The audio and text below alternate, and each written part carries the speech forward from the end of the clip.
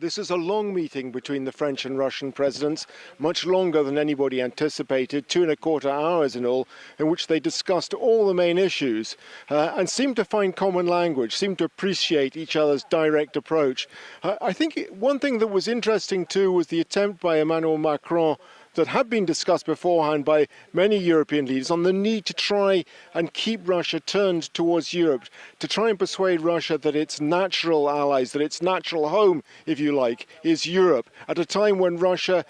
seems increasingly tempted to turn at least half, Janus-like, if you will,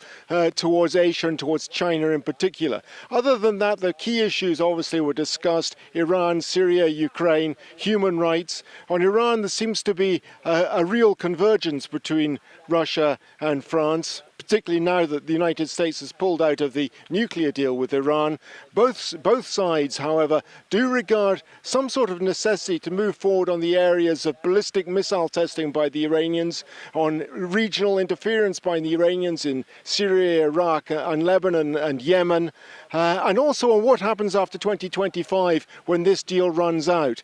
But their approach differs slightly, but I think on the essentials they're pretty much on the same page. On Syria,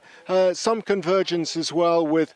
President Macron saying that there was an agreement between the two that they should work to try to bring the small groups approach of the Western powers, the coalition, and the Astana